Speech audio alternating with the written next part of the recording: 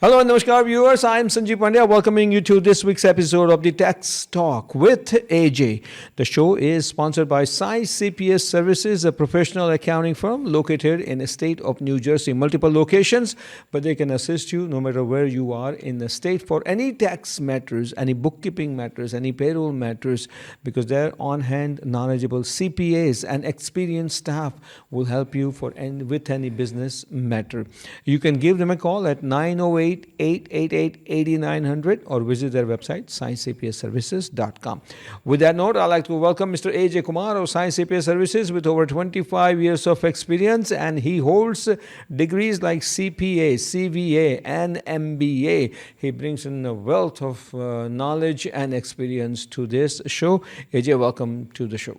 Thank you, Sanjeev ji. Good to have you. So with MBA, CPA, and CVA means business valuation licenses for our viewers, and then Series 7 and Series 66 wealth planning licenses as well.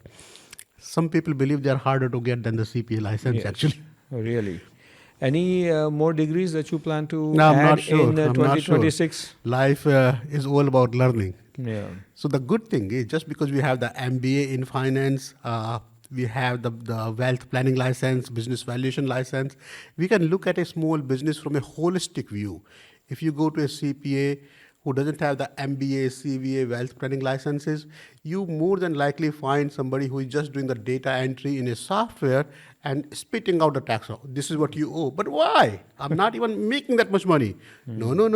This is what you owe. This is what you have to pay to the government. What can I do to reduce this tax?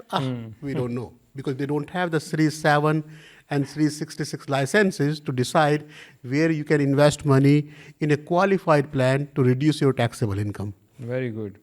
All right. So since you have these 3 degrees, Ajay ji, kabhi aapne aisa socha hai, did it ever occur to you that at the end of December, at the end of the year, you sit down and you say, okay, I'm CPA for this many years. Let's see how much money that degree brought in. I'm CVA for this many years. Let's see how much money that brought in. And I'm MBA for this many years. Let's see how much money it brings in. And then you add up the number. You must be coming to a few millions, right? I'm not sure if you can quantify how much money each degree is bringing. I'm just kidding. But I tell you, I have been here in this country since 96.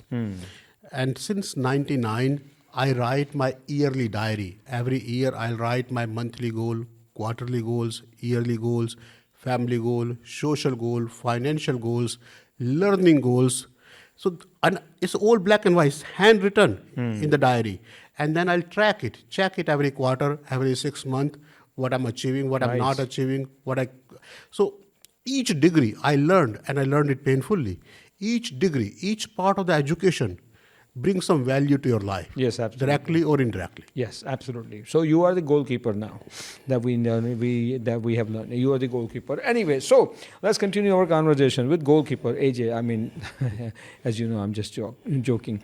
AJ with CPA, CVA, and MBA, and like I say, wealth of knowledge and experience that he brings in the show to guide us and to inform us. All right, so we are in month of December. We're all waiting for New Year to come in, 2026. But at the same time, you also need to wrap up this month and the year, look at the taxes and how much income you're going to make and whatnot and everything.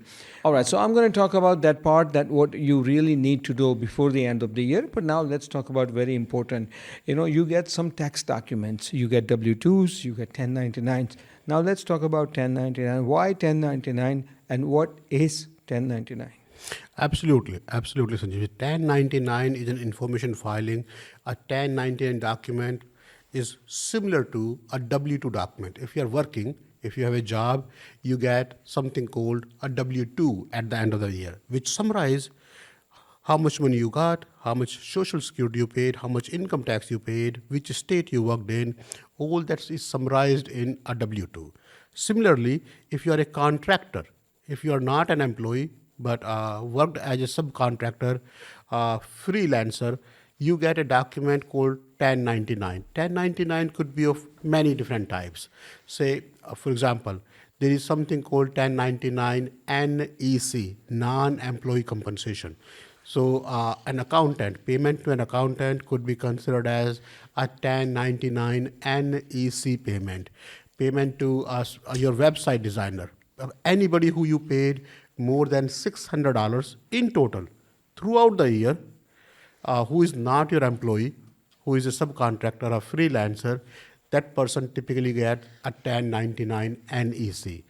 A different type of 1099 is called 1099 miscellaneous, MISC, 1099 miscellaneous.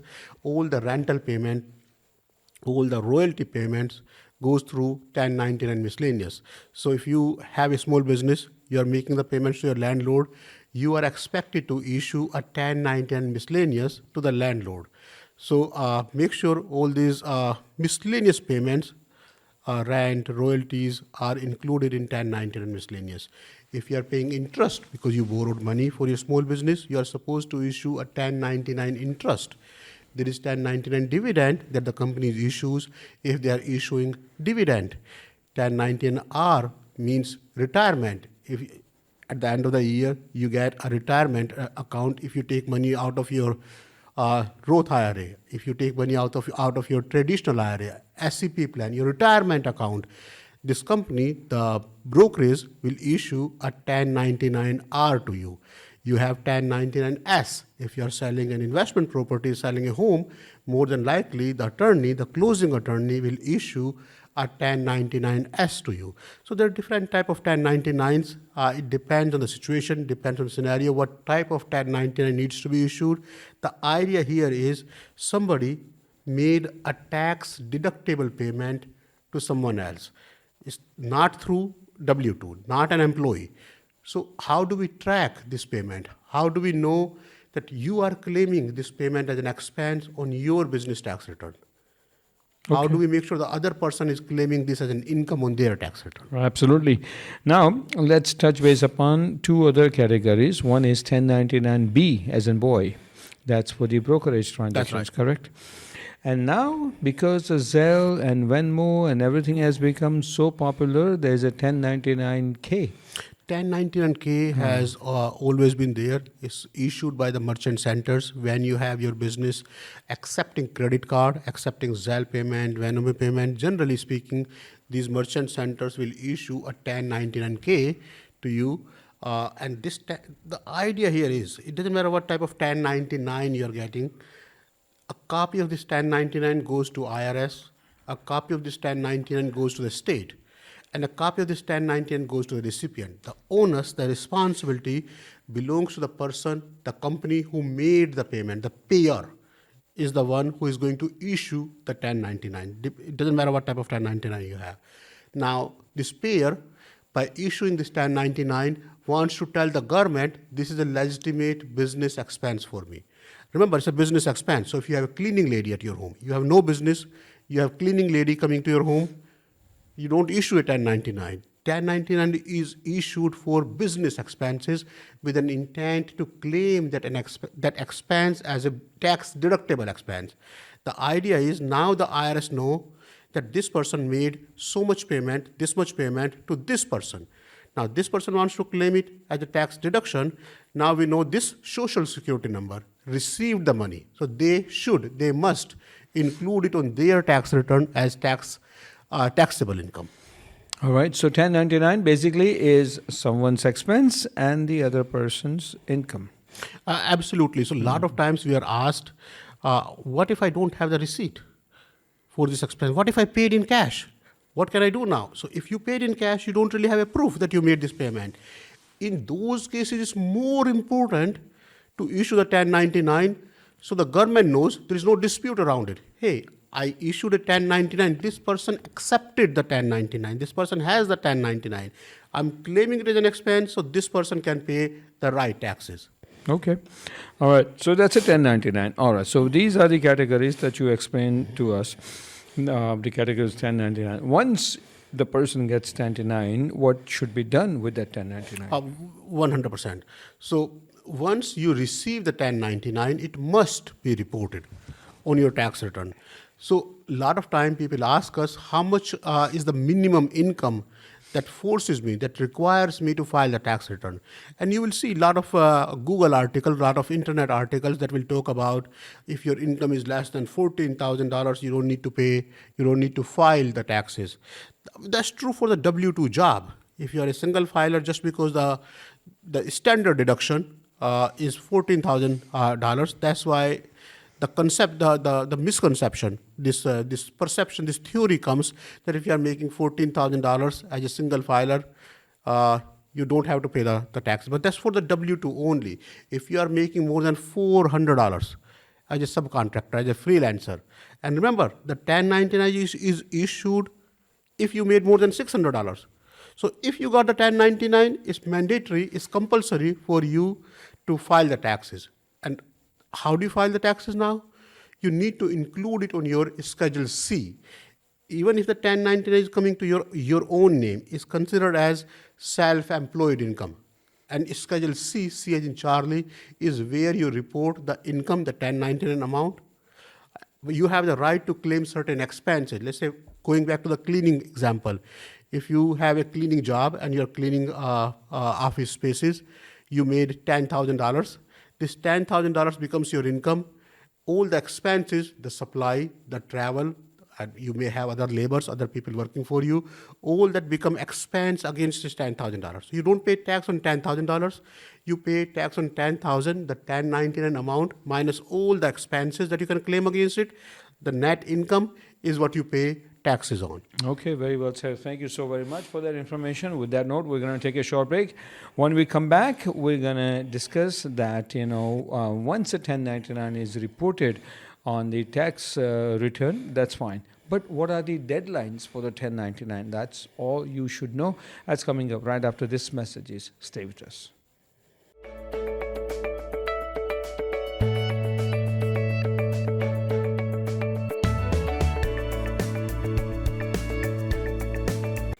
Welcome back to the second half of the Tax Talk with AJ. This is the show brings you all the latest and the greatest you need to know when it comes to taxes. What are the changes for taxes? What you should really be doing when you file taxes? What are the things that you really need to be taking care before you file taxes? There are a lot of things involved, and that's what AJ of Science CPA Services brings in this show, all the information and the guidance that you really need to know. But if you get confused somewhere and you need more information, you need to reach out to Science CPA Services by calling 908-888-8900 or visit their website sciencecpaservices.com. No question is a silly question when it comes to Science CPA Services, accounting and tax department, because they will take care of any and all questions that you may have, and because they believe in doing taxes right, filing taxes right, use all the deductions that you can use, that you're entitled to use, but file your taxes right. Whatever amount is owed to government, you should really pay that amount to Uncle Sam, to the government. That's what Science CPA Services. But they will help you to prepare the tax return in the most professional way possible. So for that, once again, reach out to Science CPA Services, 908-888-8900, or their website, sciencecpaservices.com. As they sponsor this show, the Tax Talk with AJ, we also have a sponsor for the second half of the show, and that is brought to you by Suhag Jewelers, one of the oldest and the finest showrooms on Oak Tree Road in Islin. Suhag Jewelers is known for their customer service, for impeccable customer service, reasonable prices, and beautiful, absolutely beautiful collection,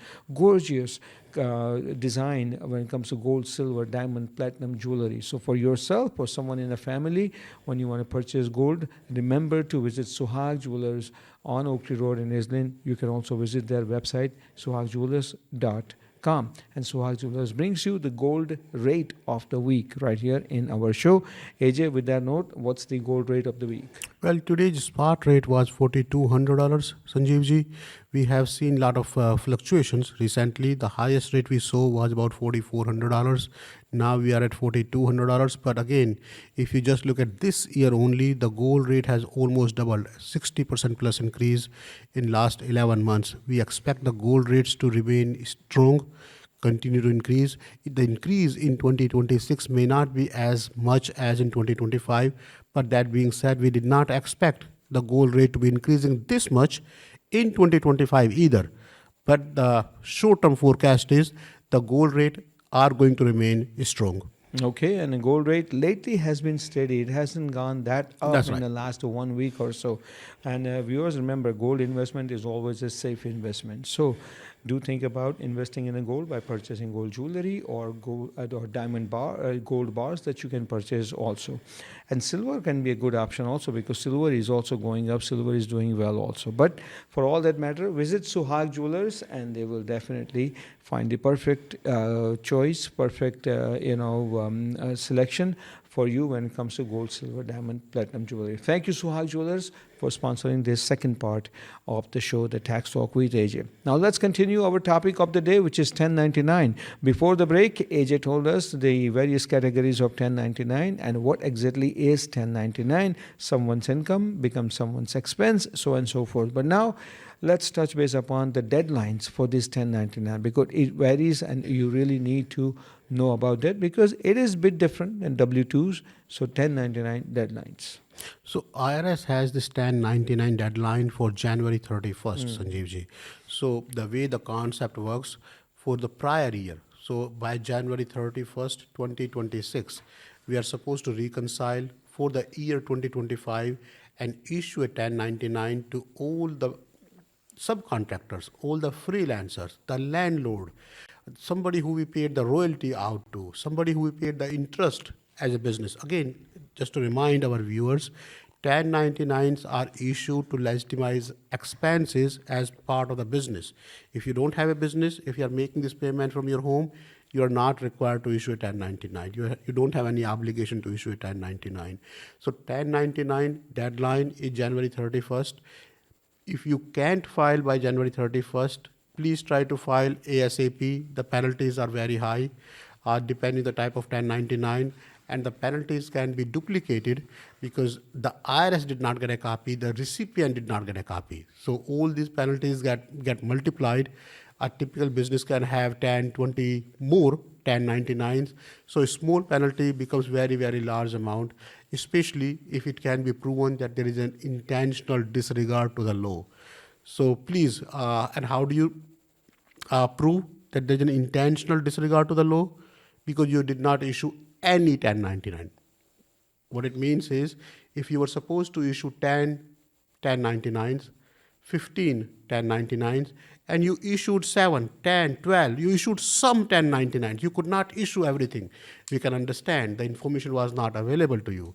But if you did not issue any 1099, that's not seen positively. That's not taken kindly.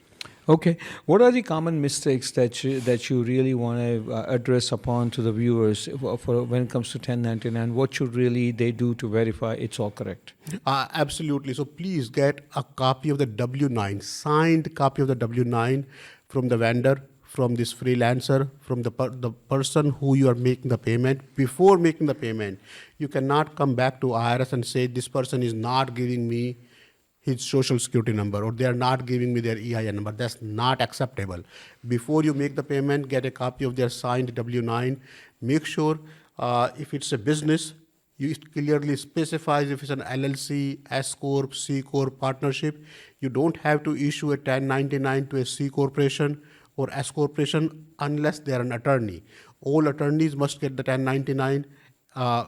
But if it's a C Corporation, or S Corporation, meaning INC, you don't have an obligation to issue a 1099 to them. If it's an individual, make sure the spellings of the last name are right. IRS system will check the last name with the social security number. Make sure you are not making these payments to an ITIN number, ITIN number. All these payments needs to be issued the social security number, unless if they have the ITIN number, more than likely they don't have the work permit to work in this country.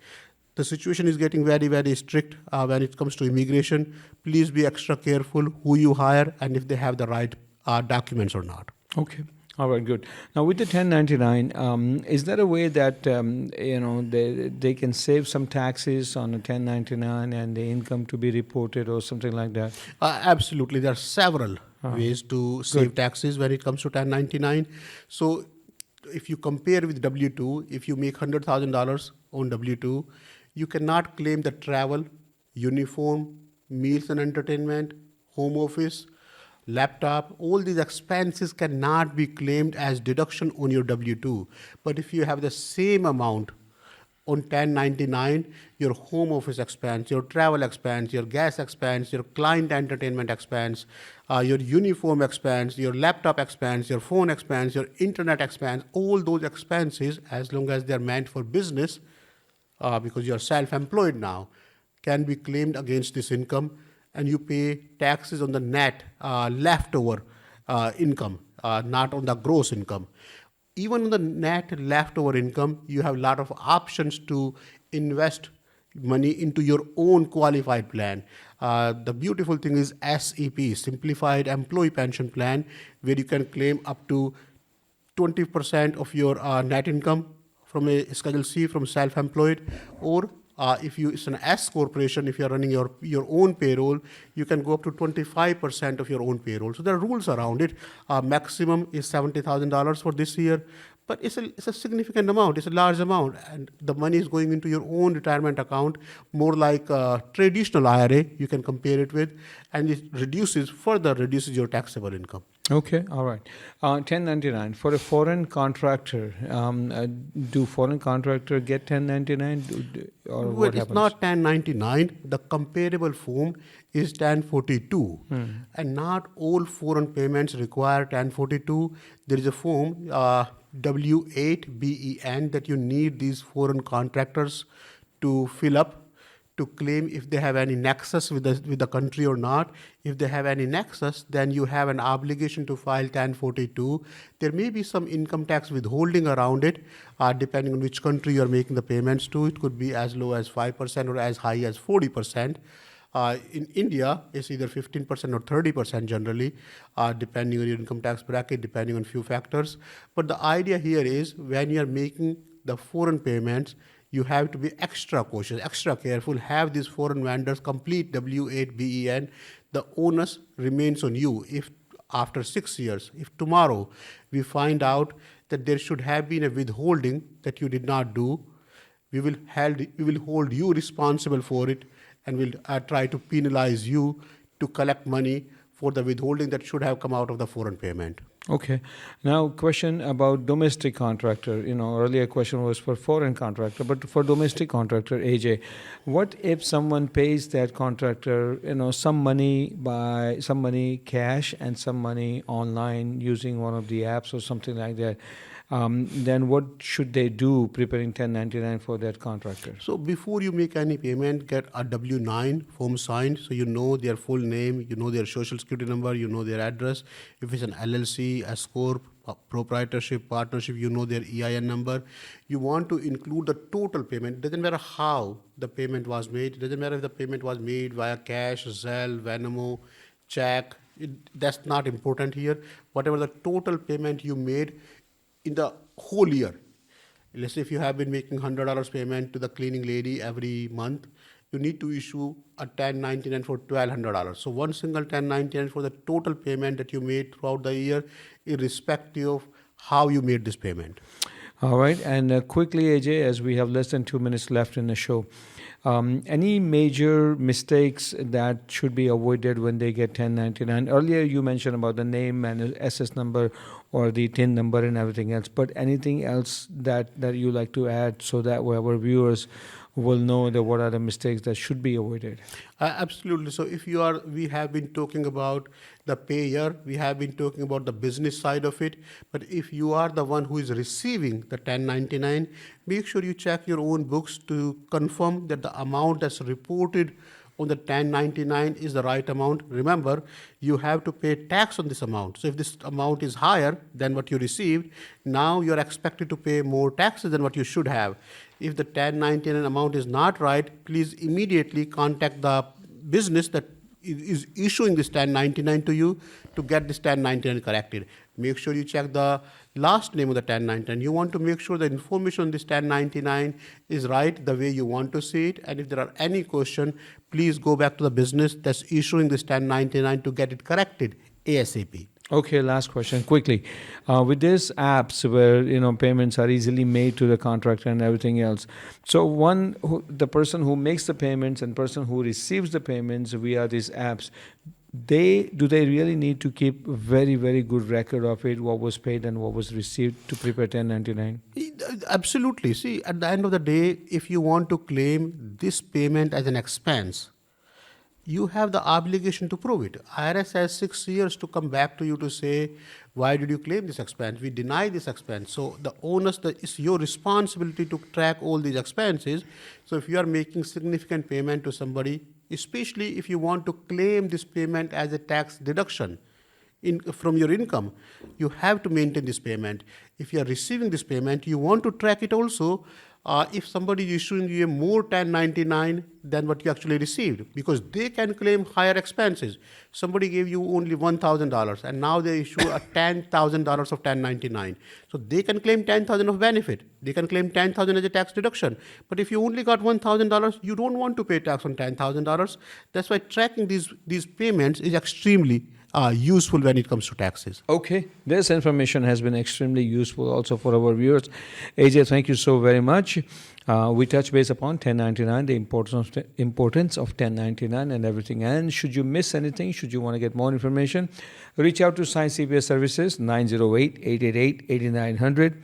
Tell them that you saw the show on TV and then you have question. And for your tax returns, do contact Science CPA Services and they'll make sure to have your taxes done right. Once again, their phone number 908-888-8900.